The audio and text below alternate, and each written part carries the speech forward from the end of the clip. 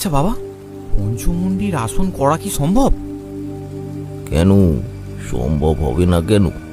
কত জায়গায় তো এমন আসন আছে জানো। কিন্তু বাবা, এই আসনে তো একটা মানুষের মাথাও লাগবে।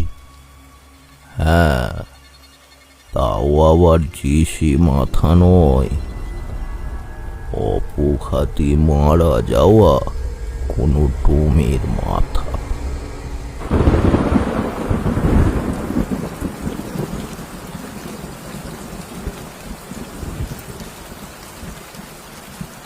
ঝমঝমিয়ে বৃষ্টি পড়ছে, তার সাথে ঘন ঘন বাজের শব্দে যেন কেঁপে উঠছে গ্রামটা। এই বিকালের দিকেও আকাশ বেশ পরিষ্কার ছিল। তারপর সন্ধ্যের সময় কোথা থেকে যে এক ঝাঁক মেঘ এসে প্রবেশ করলো কে জানে।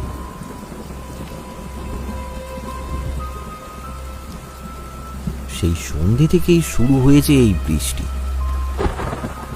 রাত 9টা বেজে গেছে, তাও তার থামার কোনো নামগন্ধ নেই।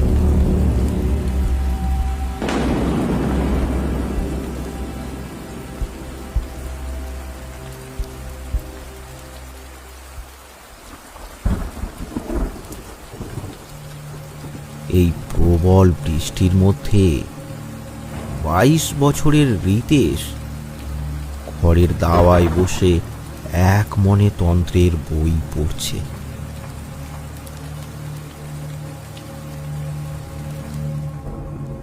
তার বাবা একজন মস্ত বড় তান্ত্রিক, হরিহর দাস। কিছুদিন হলো তিনি খুবই অসুস্থ, বিছানা থেকে উঠতে পারছেন না। তার পাশে বসে তার সেবা করছেন তার স্ত্রী মানসী দেবী। অসুস্থ হরিহরবাবু চান এই শেষ বয়সে এসে তার সব বিদ্যা তার ছেলে রিতেশকে শিখিয়ে দিতে, কিন্তু এতদিন রিতেশের সে বিষয়ে কোনো আগ্রহই ছিল না। কিন্তু সে যখন শোনে যে সে তন্ত্রের মাধ্যমে তার বাবা হরিহরকে বাঁচিয়ে রাখতে পারবে, তারপর থেকে সে ওই তন্ত্রের বইগুলো নিয়ে বসেছে।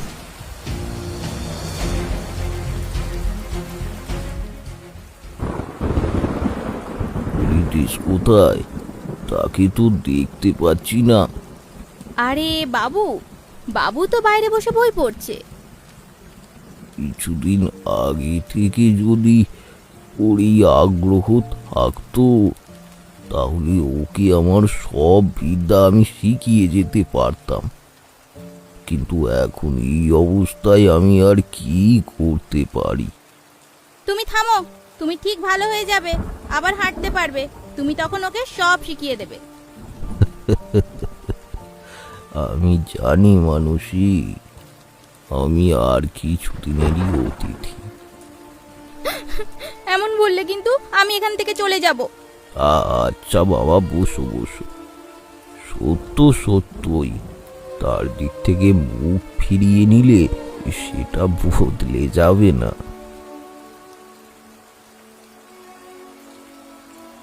মানসী দেবী সেখান থেকে কাঁদতে কাঁদতে রান্নাঘরে চলে যান।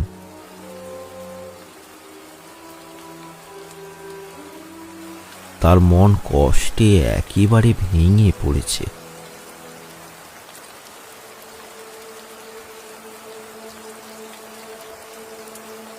বই পড়তে পড়তে রিতেশ হঠাৎ থেমে যায়। কিছু একটা পড়ে সে বেশ আশ্চর্য হয়েছে।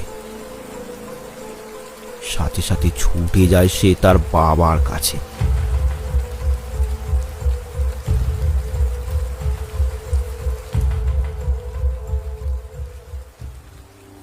আচ্ছা বাবা, পঞ্চমুণ্ডির আসন করা কি সম্ভব? কেন সম্ভব হবে না কেন? কত জায়গায় তো এমন আসন আছে জানো। কিন্তু বাবা, এই আসনে তো একটা মানুষের মাথাও লাগবে। হ্যাঁ, তাও আবার যে সে মাথা নয়, অপঘাতে মারা যাওয়া কোনো ডোমের মাথা। এই রকম মাথা কি করে পাওয়া যাবে? যারা খুঁজতে জানে তারা সবই পায়। আচ্ছা বাবা, তুমি কোনোদিনও এই সাধনা করেছো? এই সাধনা খুবই শক্ত, তাও আমি এটা করেছি 2-1 বার। তবে তবে তেমন কিছু সিদ্ধি অর্জন করতে পারিনি। আমার এখন শেষ সময় উপস্থিত, তাই তোমার কাছ থেকে কিছুই লুকাবো না। তবে ব্যাপারটা খুবই গোপনীয়। তুমি নিশ্চিন্তে থাকতে পারো বাবা, আমি এটা গোপনই রাখবো। এইরকম একটা আসন আমাদের গ্রামেতেই আছে। বলো কি বাবা, কোথায়? আমাদের গ্রামের দক্ষিণে যে কালী মন্দিরটা আছে তার সামনে একটা হাঁড়ি কাঠ আছে।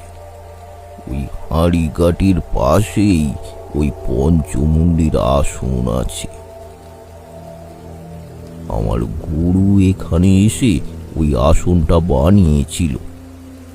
এমন গোপনীয়ভাবে বানিয়েছিলেন যাতে কেউ বুঝতে না পারে, না হলে গ্রামবাসীরা অহেতুক ভয় পেয়ে থাকবে, কেউ আর মন্দিরে যাবে না। আমি এই সাধনা করতে পারবো বাবা? না, একদম না। গুরু ছাড়া তুমি কোনো মতেই এই আসনে বসবে না। তুমি অনেক কিছুই জানো না, তন্ত্রের তুমি অনেক কিছুই জানো না, যা জানা আবশ্যক।